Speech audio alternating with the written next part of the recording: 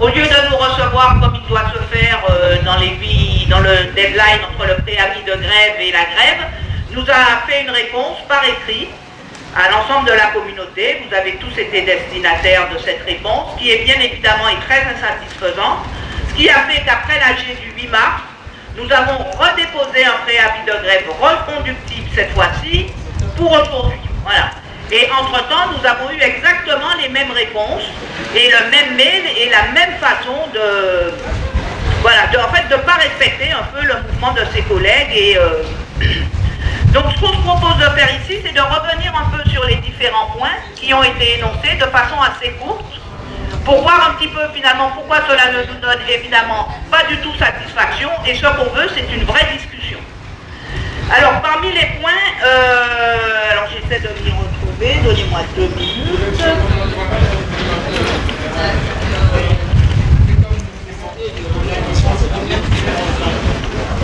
Voilà, parmi le point 1, qui est le point le plus important, c'était évidemment la souffrance au travail, et je le rappelle d'ailleurs que pour ce point-là, il y a quand même plusieurs syndicats qui ont demandé aussi audience au président, donc un peu en parallèle par rapport à ce mouvement, ou en continuité, pour demander audience, pour justement pouvoir parler de la souffrance au travail. Je rappelle que quand on parle de souffrance au travail ici, on parle de harcèlement du personnel et d'abus de pouvoir.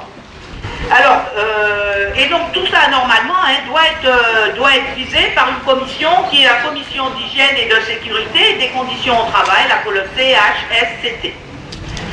Donc le président nous a répondu en disant que tout va bien, le CHSCT se réunit régulièrement, que même il va mettre une commission supplémentaire pour traiter de ces points-là. C'est faux, on a eu des collègues du CHSCT qui nous ont dit bien évidemment ce n'est pas vrai.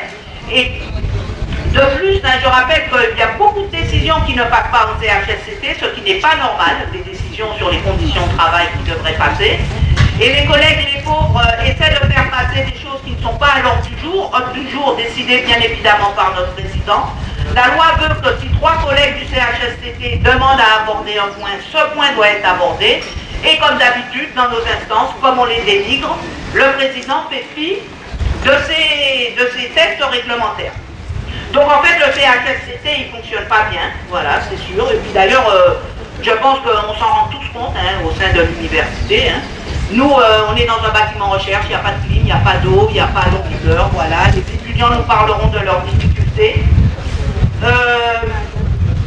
Il y a aussi, par exemple, je reviendrai peut-être pas sur ce point-là, sur les statuts de l'UA. Vous savez que les statuts de l'UA ont été votés sans discussion avec la communauté. Ça aussi, c'est quand même une première. Mais ce qu'on a appris aussi, c'est que de toute façon, ces statuts doivent être aussi discutés en CHSCT et que tout ça n'est pas passé en CHSCT.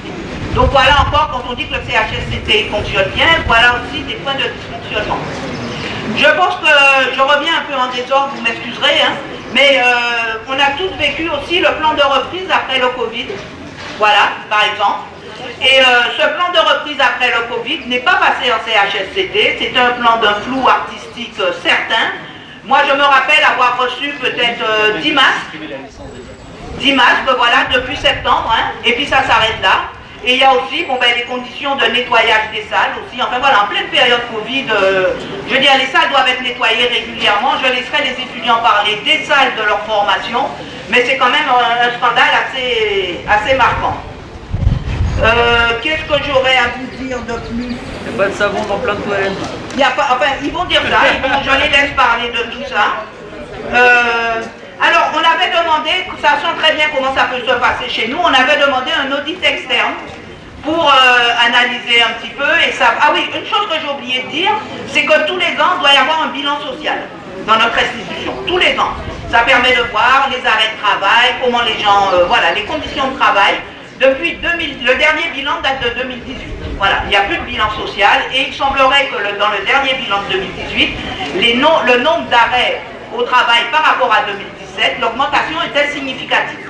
C'est peut-être pour ça d'ailleurs qu'on ne fait plus de bilan 2019, 2020 et compagnie.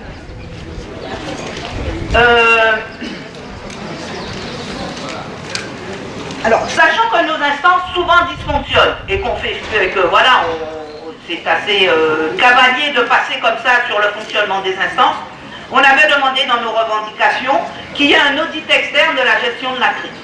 Voilà, c'est pour vous dire comment on arrive à faire confiance à notre institution. Le président nous a répondu qu'il allait diligenter un audit externe. Nous, c'est pas ce qu'on veut. D'abord, on veut être associé, évidemment, à la sélection. Et aussi, on veut aussi être au courant des questions qui vont être posées pendant cet audit externe. C'est très important parce qu'évidemment, les résultats vont en dépendre.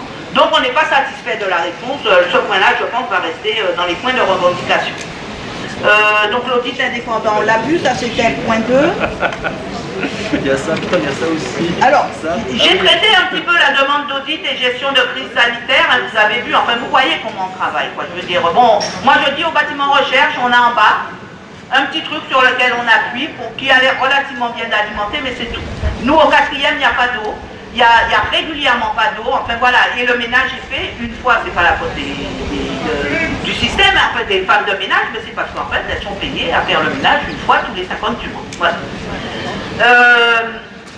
Maintenant, je laisserai peut-être Choisig parler de ce qui est les demandes de délai supplémentaire pour l'accréditation en cours.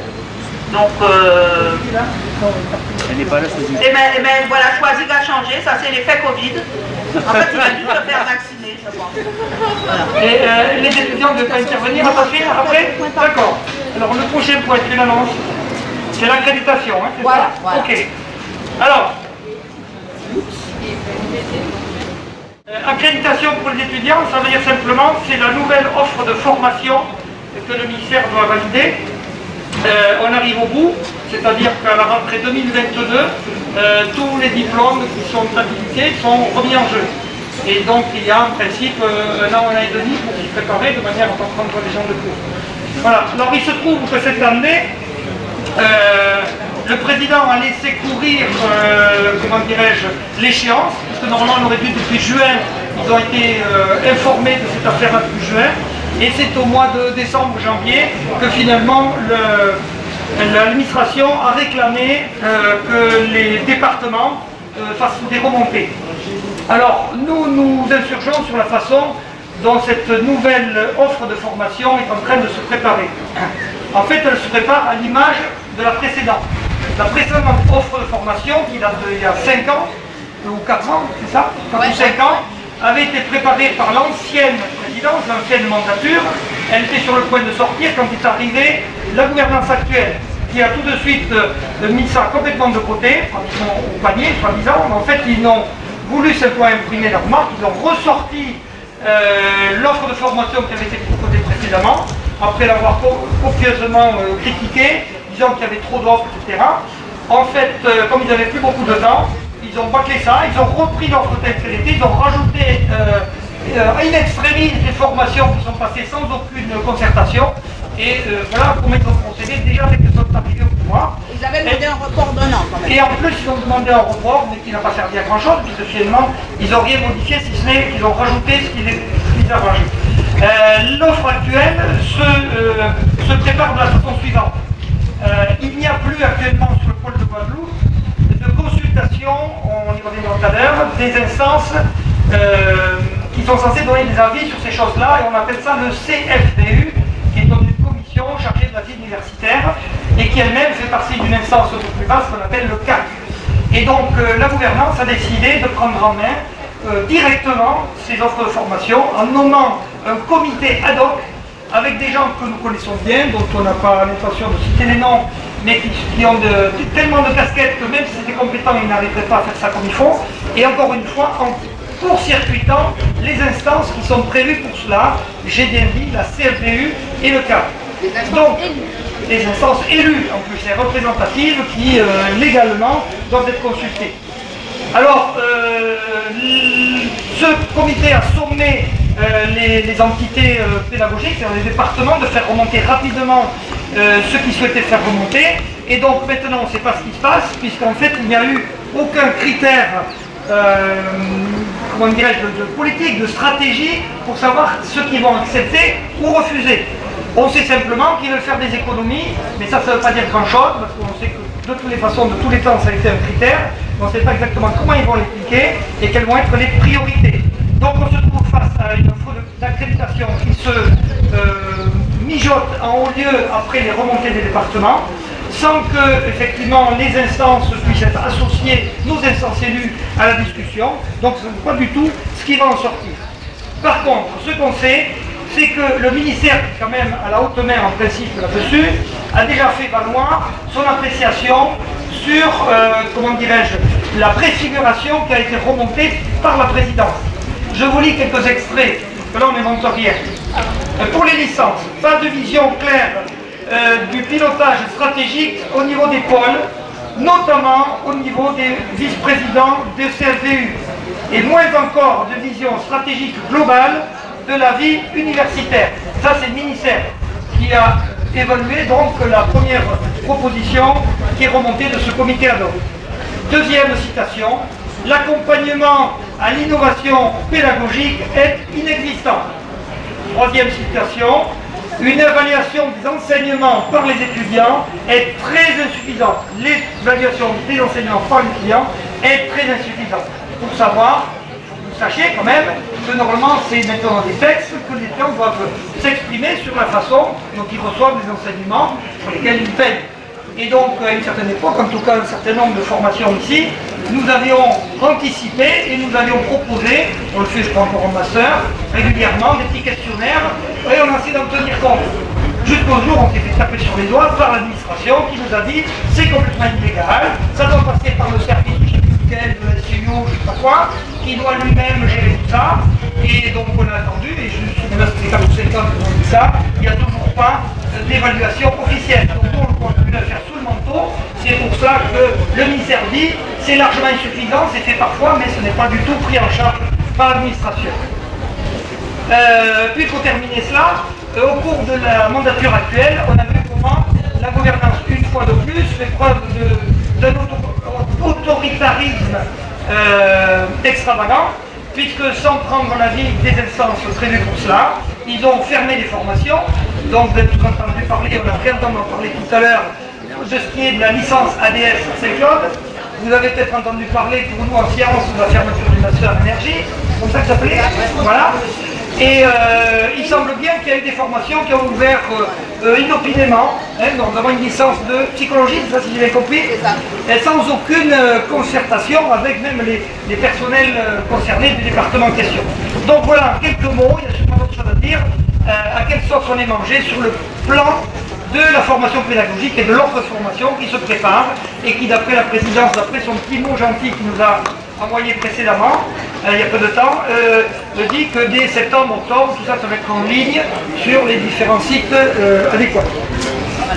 Alors, peut-être tu peux rester, parce qu'en tant que choisi, tu devais parler aussi de la libération des listes de diffusion. Voilà. Alors pareil, pour les étudiants qui ne sont pas trop branchés sur, comment dirais-je, le webmail, qui ne servent pas trop de leur adresse universitaire, en fait vous savez, on vous l'a remis à chaque inscription, vous avez une adresse universitaire, c'est grâce à cela que nous communiquons à l'interne au sein de l'université.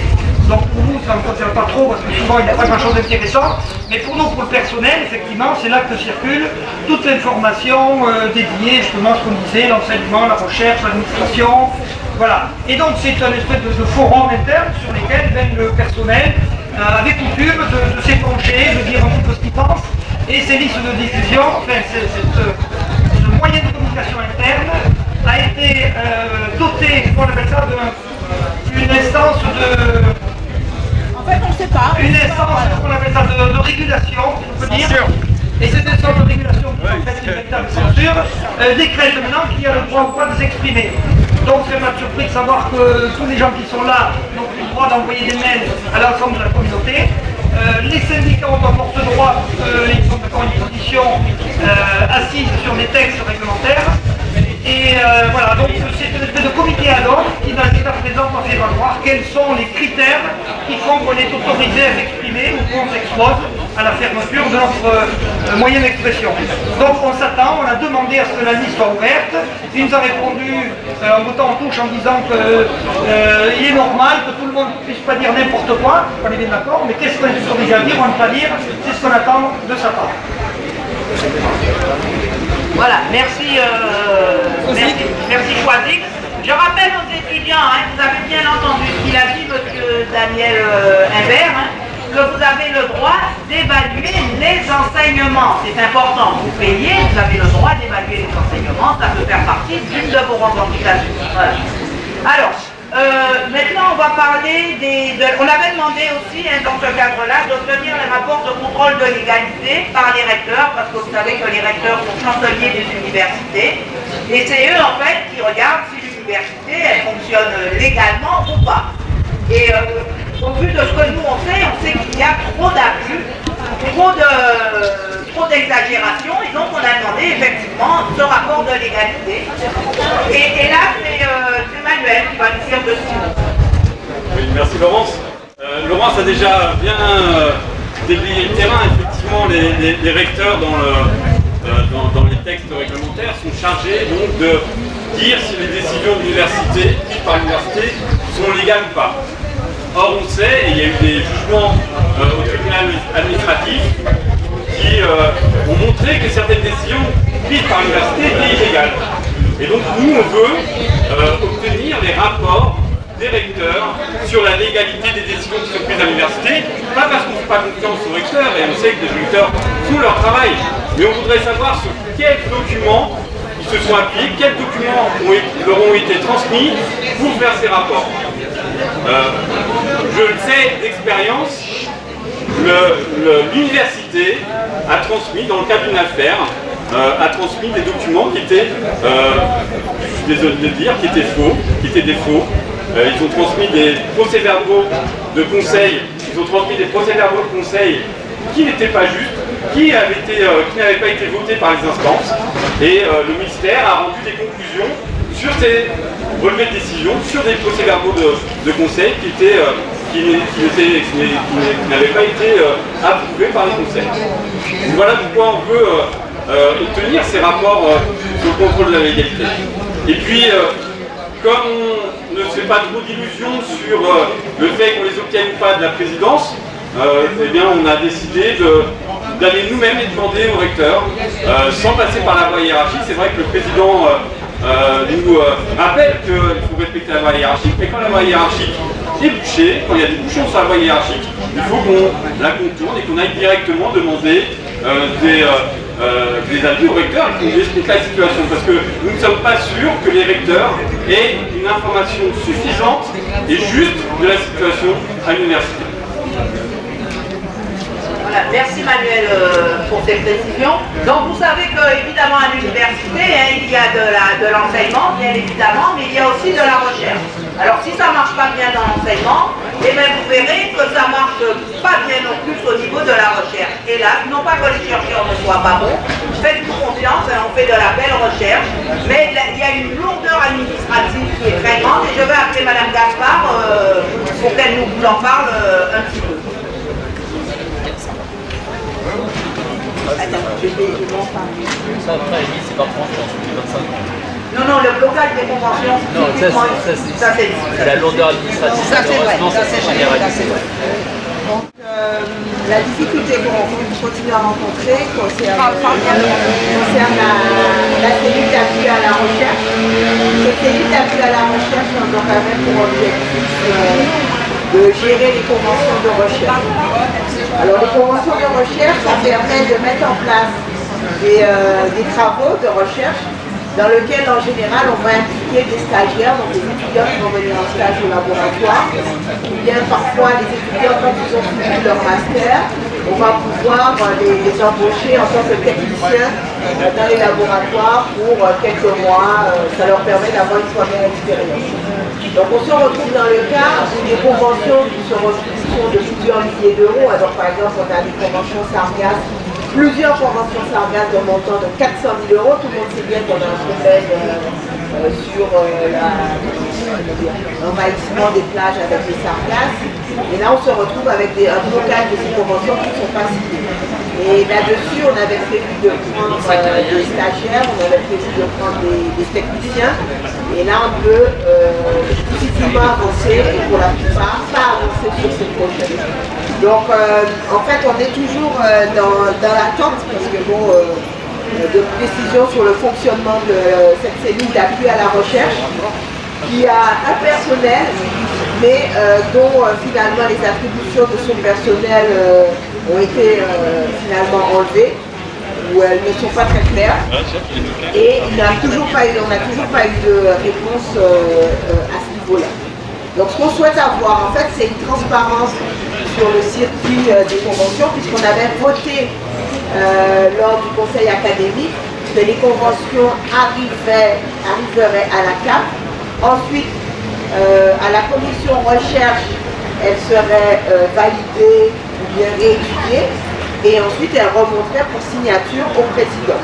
Donc ce circuit qui avait été validé, voté, n'est plus respecté, et on se retrouve finalement avec beaucoup de non-réponses lorsqu'on demande voilà, où en est la convention. Alors, une des choses qui a été dit par la présidence, c'est qu'il y a des problèmes sur les remontées de dépenses. Donc, en fait, quand vous avez fait un projet de recherche, ensuite, vous devez dire à la fin du projet comment vous avez dépensé les sous. Donc, quand on doit, lorsqu'on dit cela, en fait, on doit faire ce qu'on appelle des remontées de dépenses avec un tableau où on va mettre tout ce qu'on a dépensé et montrer que les factures ont bien été correctement dépensées. Alors, pour là-dessus, donc on revoit les enseignants-chercheurs qui sont à la fac des sciences vers la comptabilité de la fac des sciences. Mais là, il y a un seul personnel, alors qu'il y a quelques années, cette personne, il y avait 3 personnes qui s'occupaient de ces projets recherche. Maintenant, elle est toute seule. Elle doit à la fois faire les missions, toutes les commandes qui relèvent de la fac des sciences, donc des commandes, par exemple, de matériel, etc. Donc cette personne seule elle essaye, elle fait de son mieux, mais il y a une énorme difficulté pour qu'elle puisse réaliser seule ses remontées de dépenses. Donc la CAP, c'est-à-dire la cellule d'appui au projet de recherche, devait normalement avoir d'autres personnels qui pourraient aider dans ces remontées de dépenses. Or, elle a été complètement déstructurée. Ce qu'il faut savoir aussi, c'est que les projets de recherche, par exemple, avait pour objectif aussi d'aider au financement de la CAP. Et donc quand on faisait le projet de recherche, par exemple, si vous aviez un projet de 400 000 €, vous réserviez à peu près 12% du projet pour financer la cellule d'appui à la recherche. Donc ce qui signifie que si vous avez 400 000 € pour un seul projet, qui a une valeur de 400 000 €, vous avez un peu plus de 40 000 € qui vous permettrait de payer une année de salaire pour quelqu'un qui pourrait aider dans la cellule d'appui à la recherche. Donc quand il n'y a pas de signature de convention, ce sont non seulement les fonds de la recherche qui sont perdus, mais aussi les fonds pour la gestion des projets. C'est-à-dire que quelqu'un pourrait très bien aider le personnel en question, et même sur plusieurs projets, on pourrait arriver à ce qu'il y ait un meilleur fonctionnement de la recherche. Donc voilà où nous en sommes. Donc les difficultés restent entières, malgré les réponses qui ont été données hier par le président. Il n'y a aucune avancée en réalité, malgré son... Je veux dire, il a juste décrit une situation. Donc je vous remercie. Voilà, merci Sarah.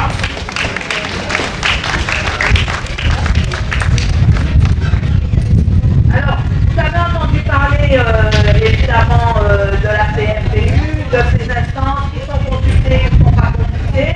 Et à titre d'exemple, par exemple, on l'a dit tout à l'heure, ce sont les fermetures ou les ouvertures de certaines filières qui se font à la tête du client. Et pour ça, j'aimerais un petit peu appeler, un petit peu beaucoup même, appeler M. Jean-Pierre Sainton pour qu'il nous dise deux petits mots sur une licence, une fermeture d'une licence qui devient maintenant emblématique un peu de notre mouvement, qui est la licence des arts et des spectacles. Bien, merci. Alors, quelques mots de précision sur cette licence, puisqu'on en a déjà parlé. Et ma collègue Clara Panis va donner d'autres précisions tout à l'heure. Donc, je vais aller très vite pour montrer un peu une situation absurde. Première chose, une licence ferme dans sa 3e année d'existence. Dans sa 3e année d'existence, ça s'est jamais vu. Sauf si peut-être il n'y avait pas d'étudiants, ce n'est pas le cas. La licence a fait le plein. En première année, elle a fait le plein en 2e année, elle a fait le plein en 3e année. Il y a actuellement à peu près, je compte L1, L2, L3, il doit y avoir environ 70 étudiants à peu près inscrits dans cette licence. Donc par conséquent, ce n'est pas une question de nom. C'est la première chose logique qui viendrait en tête, qu'elle est fermée parce qu'il n'y a pas d'étudiants. Deuxième hypothèse, on fermerait une licence parce que, bon, elle l'amène à nulle part, elle est absurde, elle ne remplit pas ses missions. Comment peut-on juger de ça au bout de 2 ans? Pas possible. C'est-à-dire que seuls les gens qui ne sont pas au courant de comment fonctionne à la fois l'université et le marché de l'emploi pourraient tomber dans ce piège-là. Donc, c'est possible qu'on ferme un diplôme qui ne sert à rien, mais c'est lorsqu'on en a fait le bilan. Au moins le bilan sur au moins un cycle complet. Ok? Donc, ça n'a pas été fait. Et au contraire, cette licence, elle est montée en force, puisque les gens qui étaient rentrés en première année sont aujourd'hui en 3e année, ils sont une quinzaine en 3e année, et la première année était, ils étaient déjà une quarantaine. Donc, autrement dit, et il y avait d'autres qui venaient après, d'autres formations qui arrivaient après. Tout le monde sait, les étudiants compris, les enseignants encore mieux, que c'est seulement au bout d'un certain temps que les gens viennent dans une licence et les meilleurs dossiers arrivent, etc. Des dossiers, bref, des dossiers un peu panachiques qui permettent d'avoir une formation performante. Donc, voilà une licence flinguée en plein vol. Flinguée en plein vol et sur des motifs absurdes. Donc je viens sur le deuxième point, les motifs. Les motifs, c'est quoi? C'est que, globalement, eh bien, la licence était une coquille vide, je reprends les termes juridiques. Elle serait une coquille vide parce que les enseignements ne seraient pas dispensés. C'est faux. C'est faux en tout cas en grande partie. Les enseignements de première année sont dispensés complètement. Les enseignements de deuxième année sont dispensés majoritairement. Le problème touchait seulement les enseignements de troisième année. Et pourquoi? C'est la petite le plus important. C'est que pendant 3 ans, ma collègue va l'expliquer tout à l'heure, pendant 3 ans, on a demandé des postes, des ouvertures de postes pour cette licence, et ces ouvertures de postes ont toujours été refusées. Donc par conséquent, on ne peut pas accuser cette licence de n'avoir pas été à la hauteur des promesses d'enseignement, alors qu'on ne lui a pas donné de moyens. Le rôle d'une présidence d'université, à partir du moment où un diplôme a été accrédité, a été rentré officiellement et passé par le ministère et habilité, son rôle c'est de lui donner les moyens minimums pour exister, d'autant plus que là je ne développerai même pas sur l'importance de cette licence, ma collègue va le faire, c'est une licence stratégique si vous voulez, puisqu'elle concerne les arts du spectacle, qui était dans notre esprit le premier étage de toute une formation globale pour le développement du patrimoine immatériel. Voilà donc la réalité. Alors, je termine en disant 2 points.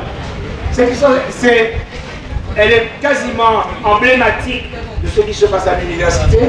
Décision absurde, décision unilatérale, parce qu'elle n'est passée dans aucune, la discussion n'est passée dans aucune instance. Normalement, c'est la CRB qui décide d'ouvrir ou de fermer. Il donne son avis.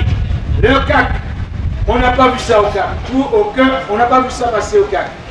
Des décisions qui ont été contre l'avis même du conseil de la structure de la formation. Aujourd'hui, la faculté Roger Thompson, la faculté des humanités. Un conseil de faculté à la majorité. Une seule personne se prononce pour la fermeture, et bien ça ferme quand même.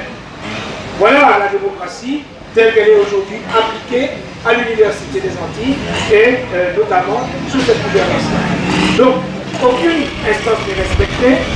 On démet l'ancien responsable, professeur des universités, membre du CNU, donc hautement qualifié pour diriger cette licence. On le démet, naturellement, en ne lui donnant aucun papier. Il ne faut pas laisser de traces. Dans la mafia, on sait ce qu'on fait, quand même. Et puis, on le démet de fait.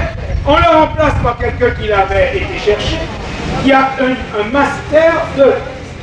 Donc un professeur des universités de rang A est remplacé par quelqu'un qui a un master 2 et qui avait été appelé à la rescousse simplement pour effectivement aider à la formation de la licence. Et cette personne s'est laissée subvertir, je ne sais pas comment. Ouais, ça la regarde. Et ben, voilà quelqu'un qui est bombardé à la tête d'un diplôme, alors même que ce diplôme, il est habilité par le ministère. Ça ne s'est jamais vu. Alors, autant vous dire, je vais rester là, qu'il y aura des recours administratifs. Ce qui m'embête personnellement, c'est que ces recours administratifs, quand ils seront perdus par l'université, ce sont les caisses de l'université qui vont trinquer, et sans doute pas les caisses personnelles de ceux qui ont mis l'université dans cette situation-là, simplement pour leur intérêt personnel et leur calcul à peu près. Voilà, si ma collègue veut préciser les choses sur les demandes qui avaient été faites, les demandes successives pendant 3 ans qui avaient été faites. Oui, bonsoir, bonjour à toutes et à tous. Merci Jean-Pierre. Je souhaiterais donner donc le contexte de création de la filière art du spectacle, parce qu'évidemment, j'étais directrice du DPLSH à l'époque, donc le département pluridisciplinaire des lettres et sciences humaines. Et dès le départ, on a compris les enjeux de l'ouverture de cette filière qui a été accréditée en juillet 2018. Et on a fait le pari d'ouvrir cette filière en permettant une certaine forme de mutualisation. On était conscient qu'il n'y avait pas de moyens.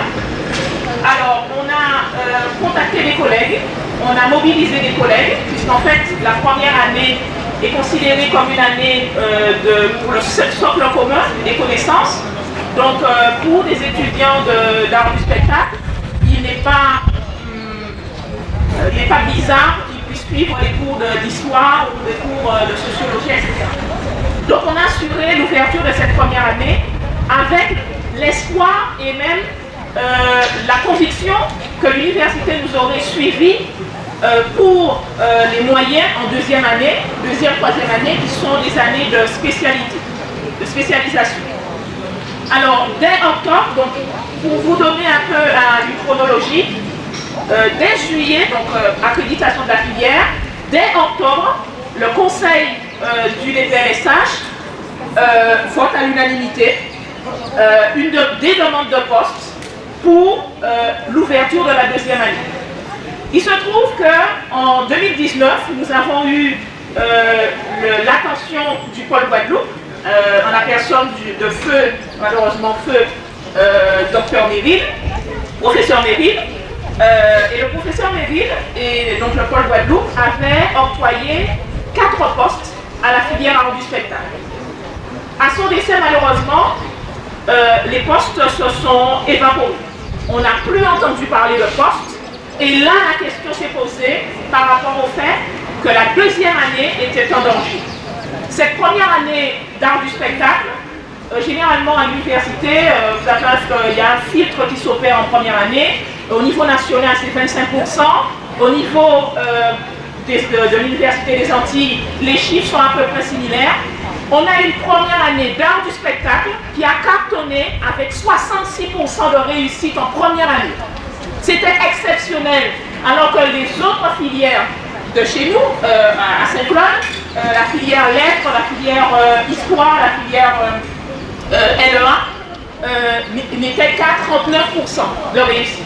Donc c'est pour vous dire que c'est une licence qui a ouvert avec beaucoup d'espoir. Il fallait voir toute l'énergie que les étudiants d'art du spectacle déployaient. Ils étaient dans tous les cours en train de danser. On avait des étudiants qui croyaient à cette licence. Et la deuxième année a été pour nous, en tant que directrice du DPLSH, mais également pour les collègues, une grande déception parce qu'on n'a pas eu de poste. Donc tout cela pour vous dire que est-ce que cette situation aurait pu être évitée? Bien sûr. Si dès le départ vous faites des demandes de poste, nous on était dans un département qui était déficitaire. Nous n'avions pas de poste. Je ne pouvais pas sortir de mes poches des postes, je n'en avais pas. Donc il appartenait à l'université de fournir des postes, de redéployer les postes, et apparemment c'était possible puisque le vice-président Paul avait octroyé 4 postes à cette filière. Alors qu'est-ce qu'il est devenu? Qu'est-ce qu'il est devenu de ces 4 postes qu'on n'a plus revus? Donc la troisième année, il y a eu encore problème au niveau de l'ouverture, et le responsable de filière a également fait le pari pour ouvrir la troisième année. Et vous connaissez la suite.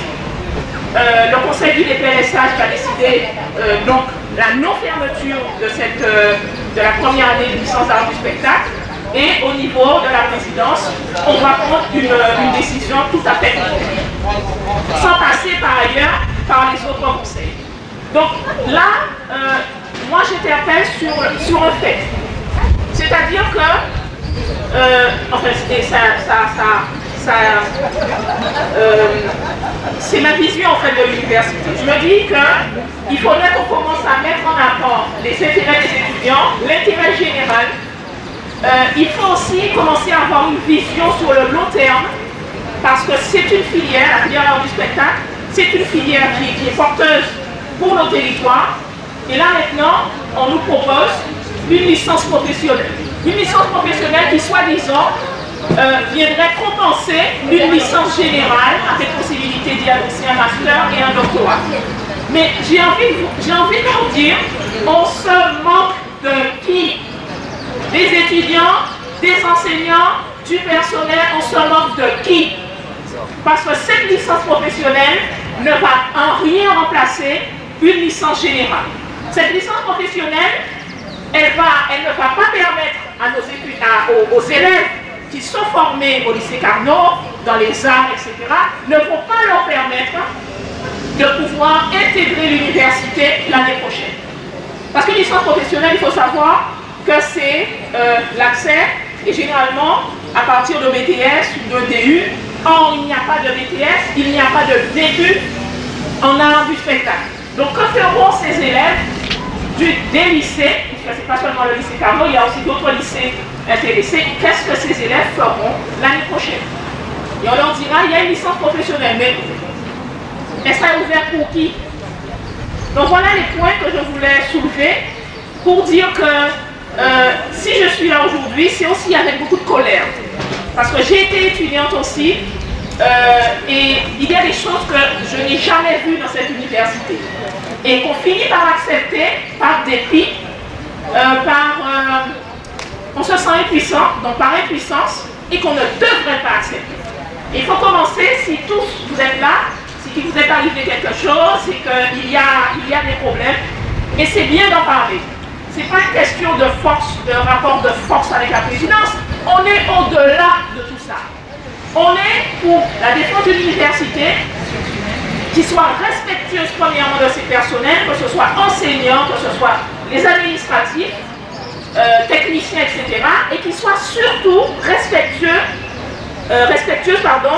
de ses étudiants. On ne peut pas fermer une filière sans concertation du jour au lendemain pour punir un tel et un tel. On ne peut pas et on ne doit pas accepter cela.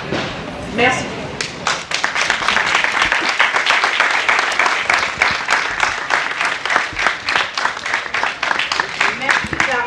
Vous avez bien compris qu'effectivement, peut-être que nous, déjà, on n'a pas la niaque de Clara, mais c'est vrai que tout ce qui se passe, c'est complètement inadmissible. Voilà, ça c'est sûr. Et je dirais un petit mot peut-être, mais rapidement sur la licence master énergétique, hein, qui elle est, tu veux dire le petit mot peut-être, qui elle aussi a été fermée de façon pareille, hein, voilà, c'est des règlements de compte de personnes.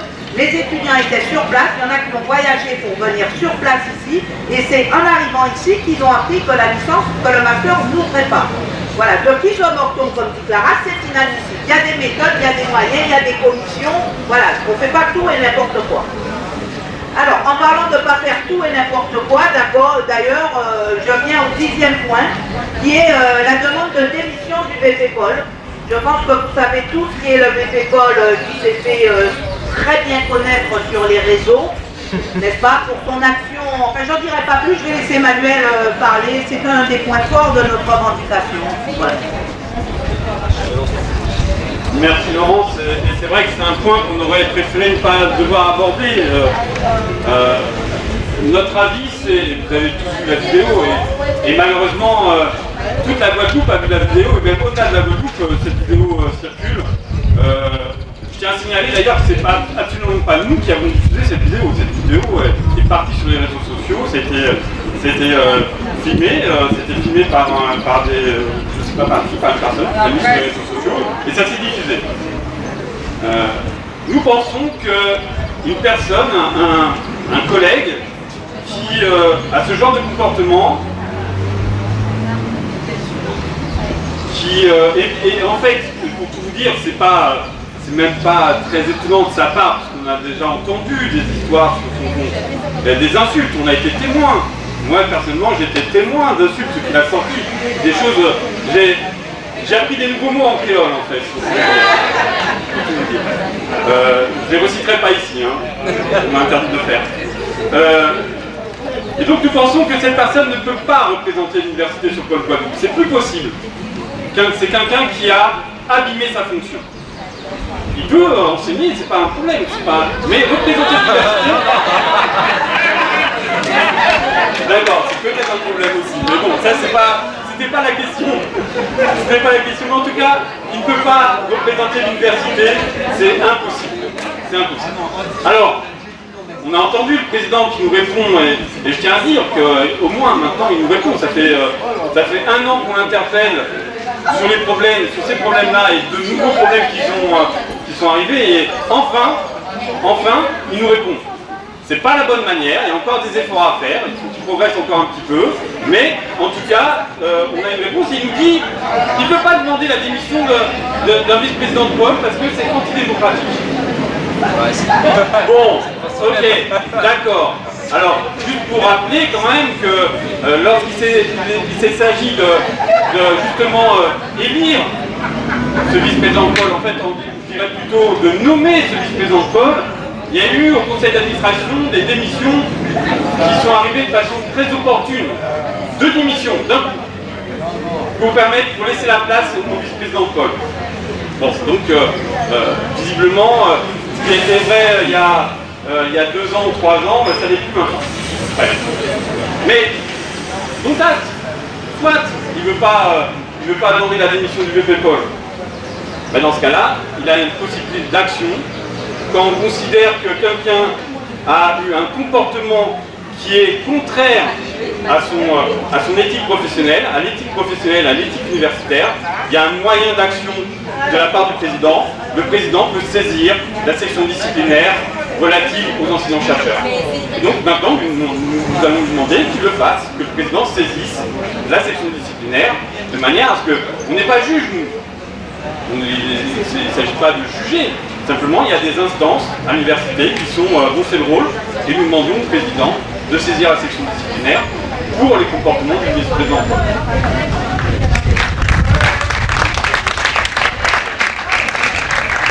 Merci Manuel pour ces éclaircissements clairs, je pense.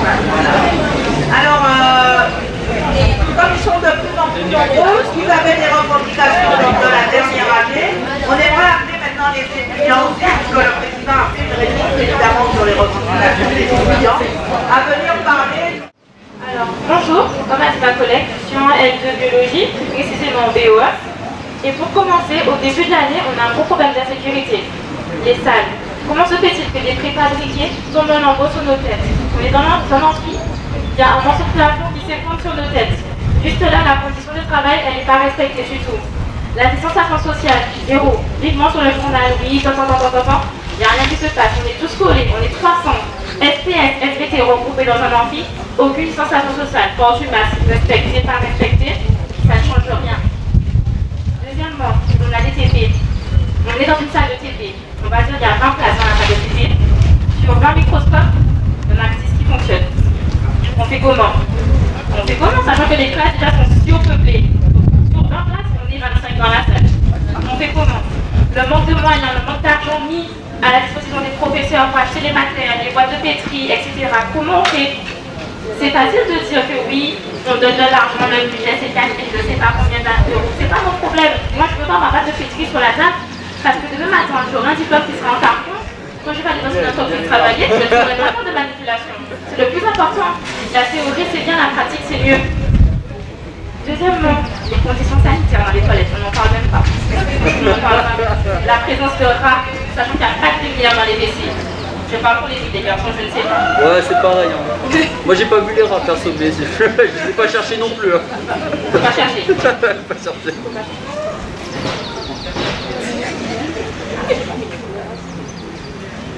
Le nettoyage des salles.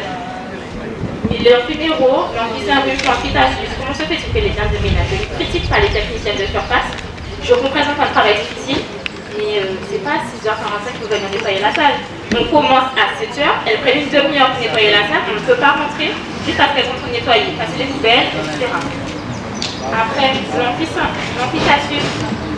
Ce n'est pas un amphi, c'est un fromage de gruyère. Il est rempli de trous dans les toits, quand il y a des infiltrations d'eau au niveau des fils électriques. On va faire que l'électricité comme ça, graphiquement, sans rien dire. Il n'y a pas de fenêtres. Les fenêtres sont bloquées, soit elles sont cassées, soit elles sont bloquées. Quand il pleut, la pluie rentre dans la salle. Sachant qu'il y a de l'eau qui coule au plafond. Comment on fait pour travailler? Sur des feuilles mouillées, il n'y a pas de problème. On prend, on dit rien. On peut remonter, c'est nous qui ne sommes pas bons. Faut arrêter quand même.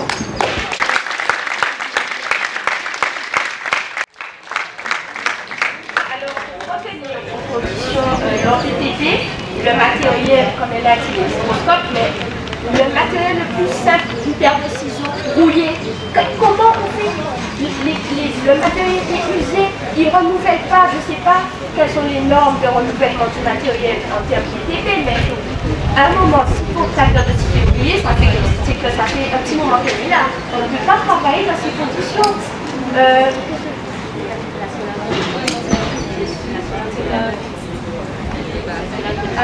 Au niveau des notes, les notes prennent beaucoup de temps à relever les élèves.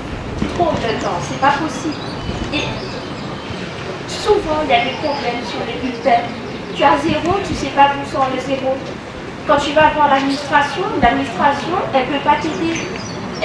Soit elle t'aide, ok, tant mieux. Mais quelquefois, les élèves, ils se retrouvent avec des 0 qui sortent de nulle part. Ils n'ont pas de réponse, ils ne savent pas quoi faire. Donc, il faut organiser, il faut réorganiser. Il y a un problème d'organisation. La semaine dernière, nous qui sommes en SVT, on devait avoir un TP en biologie animale. On arrive sur place, on apprend au moment où on arrive que le TP est annulé parce que justement les SPS qui n'ont jamais eu de TP depuis le début de l'année ont eu la chance d'avoir ce TP là, mais ils ont pris notre place en fait. Donc il y a un manque d'organisation, il faut prévenir les élèves, on ne peut pas arriver comme ça et puis voilà. Il faut prévenir les élèves, c'est la base. Envoyer un mail, c'est pas compliqué.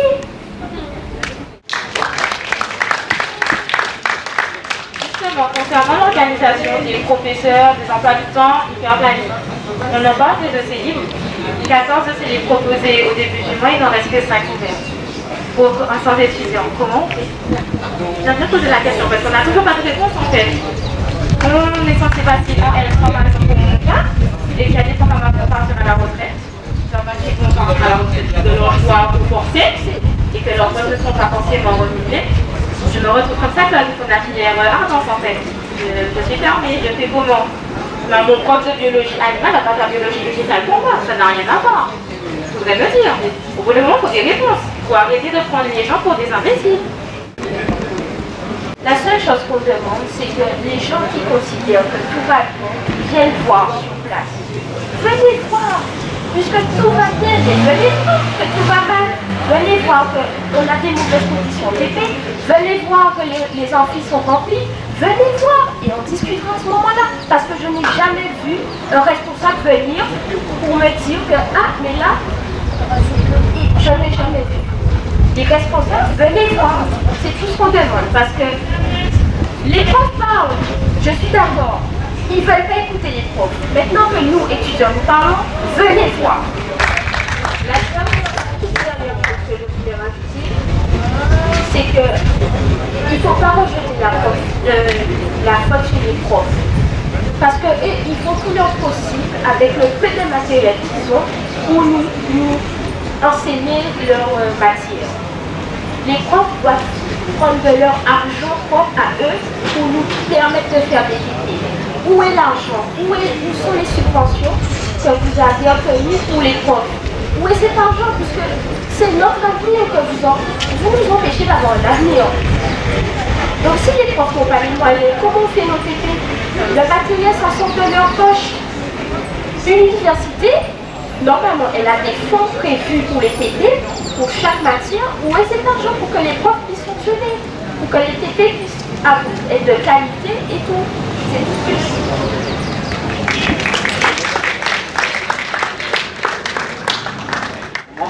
connais pas trop, mais juste je vais rajouter un petit truc.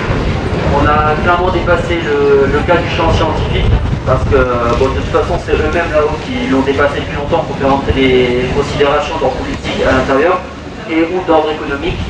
Donc en fait on se retrouve maintenant dans un rapport de force. Un rapport de force politique, c'est à peu près toujours la même chose. On a une classe qui va plutôt être bourgeoise dans la mentalité, qui va s'opposer à une classe plutôt prolétaire, qui va être plutôt les étudiants, les jeunes, les licences, les personnes comme ça. Et le but du rapport de force, ça va toujours être d'aller attraper la classe au milieu, qui n'est pas conscientisée, qui n'est pas politisée, et de la ramener de son côté. Et face à ces gens-là, il y a deux manières de jouer. Il y a une manière, ce sont des gens qui ont besoin de titres. Ils ont besoin parce que ça permet de voir qu'ils sont nos égaux. Donc ça, c'est le rôle de tous les gens qui sont à droite là. Tous ces gens qui sont des professeurs qui ont des titres administratifs. Je suis professeur, je suis HDR, appliqué à dirigé de recherche. Je suis responsable de filière. Eux, ce sont des gens qui vont pouvoir porter le débat politique dans des grandes instances. Et de l'autre côté, par contre, il y a la classe du prolétariat, c'est nous. Et nous, notre rôle, c'est d'aller chercher tous les gens qui sont dans les salles là-bas, ou qui sont chez eux, qui ne sont pas ici aujourd'hui, je vous remercie d'être là. C'est d'aller les chercher, de les ramener dans le débat politique et d'en faire une force. Parce que c'est la seule chose qu'on va voir, c'est la force du nombre. Donc merci d'être là. Par contre, justement, quand tu parles des réseaux sociaux, ce sont des forces à concurrence qui sont mal utilisées, mais par contre, tu peux réussir à attraper beaucoup de personnes.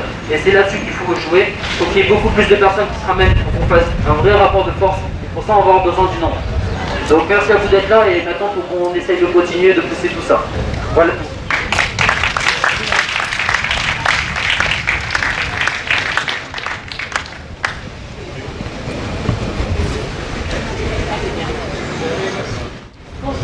Bonsoir. Alors moi j'ai juste un petit mot à dire sur la filière PASS. Ça va être très rapide. C'était pour dire que je parle en leur nom parce que moi je suis plus, je ne sais pas s'ils ont le temps, de revendiquer quoi que ce soit. Un premier exemple, avec la réforme et l'apparition de mineurs, nous n'avons pas eu de vacances en décembre. Parce que le concours se tenait le 7 et 8 janvier, et il s'avère que c'était la rentrée pour les autres élèves. C'est-à-dire qu'après le 7 et 8 janvier, on a dû continuer nos cours dans les mineurs. Bien sûr, c'était moins conséquent, c'était moins dense, mais il reste le fait qu'on n'a pas pu ils n'ont pas pu se reposer. Et moi, je trouve ça un peu inadmissible. Et concernant la réforme, moi j'ai encore plein de questions qui m'ont... Et je pense que c'est encore le cas des autres étudiants en face. Qu'est-ce qui s'est passé avec le numerus clausus? À la base, on nous avait dit que si on avait des notes en dessous de la moyenne, on serait directement recalé. Ça ne s'est pas passé comme ça. J'ai vu énormément de gens qui n'avaient pas une seule note au-dessus de la moyenne qui ont pu passer en deuxième semestre, alors qu'ils étaient censés être réorientés dans leur mineur directement. Donc voilà, je pense que cette réforme elle a été mal gérée sur l'ensemble de la France, de toute façon. Mais en ce qui concerne l'UA, c'est aussi... un peu du n'importe quoi. Donc voilà, moi c'était tout ce que j'avais à dire, parce que j'ai plus d'autres exemples, mais c'était pour eux, en fait c'était pour les soutenir un peu, parce que je pense qu'ils sont un peu seuls, et ça me fait de la peine pour eux. Voilà.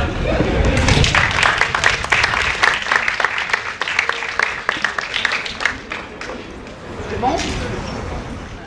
En tout cas, chers étudiants, merci à tous et à toutes d'être intervenus sur ces témoignages. C'est très bien, je crois que c'est une première.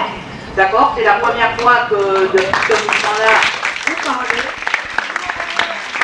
Donc félicitations à vous, et il faudra continuer de parler, parce que comme l'a dit votre camarade, vous savez, on entend, là, on va noter vos revendications, tout ça, mais on a besoin de vous, et vous êtes nombreux. Vous êtes la masse, ne criez pas à nous comme ils disent, on va venir, voilà, on est là. Mais vous, quand vous allez sortir de vos envies, quand vous allez sortir de vos cours pour venir occuper dans tout cet espace de manifestation, croyez-moi, vous allez faire, et croyez-moi, on va vous entendre. Voilà, en tout cas, merci beaucoup pour ça. Et je tenais à rajouter, parce que là, vous connaissez certains de nos collègues, et vous avez pris vos responsabilités, vous êtes venus, vous avez parlé. S'il y a eu quelconque signe de représailles, quelconque, quel qu'il soit, sachez que nous sommes là, vous avez nos coordonnées, vous pouvez venir me voir, vous pouvez venir voir les collègues, tout ça. Bien évidemment, on va vous accompagner. Encore une fois, l'université est un lieu de débat et un lieu d'échange. Merci à vous.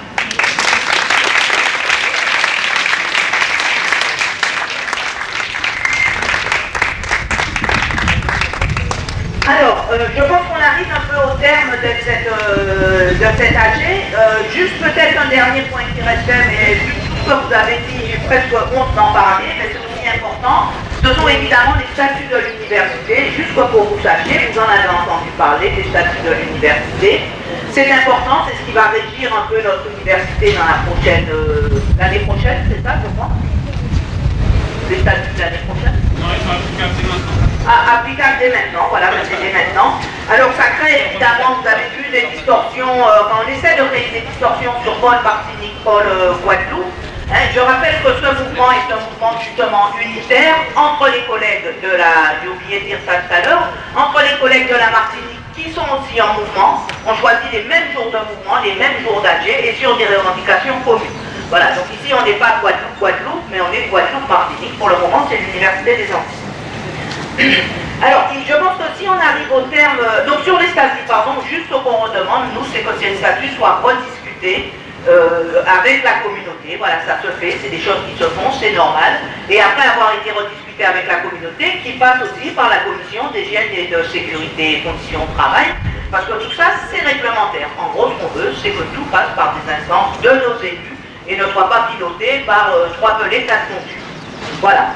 Alors, peut-être qu'on avait d'autres choses, hein, on voulait parler du fonctionnement des instances, on avait aussi l'école d'ingénieurs, vous avez peut-être entendu parler que comme par hasard, à chaque fois qu'on fait une manifestation, notre président a toujours la bonne idée de vouloir faire un bilan. Voilà. Et cette année, et cette fois-ci encore, il avait la bonne idée de vouloir aller présenter à la communauté la transformation du département ingénierie en école d'ingénieurs, sans que nous, département ingénieurs, soyons associés à ce dispositif.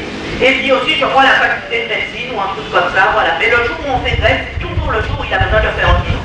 Finalement, on arrive à se dire peut-être qu'on fasse grève plus souvent, parce que peut-être ça lui donnerait plus l'occasion de faire des bilans, je ne sais pas. En tout cas, cette manifestation a été annulée parce que la région Guadeloupe apparemment n'avait pas capté qu'il y avait une grève sur l'université, et donc il décide de reporter la région. Voilà.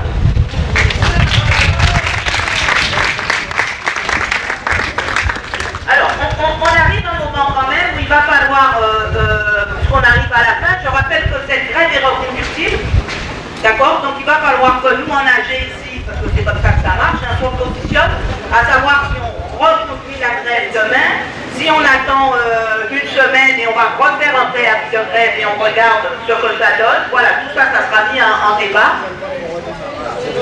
Et aussi, ça serait bien qu'on arrive à élire un comité de grève. La dernière fois, il y avait eu un comité de grève qui avait été, peut-être Alice, tu peux rappeler les noms du comité de grève. Ce qu'on avait oublié de faire, c'est de le voter en AG. Donc maintenant, je propose qu'on le vote en AG.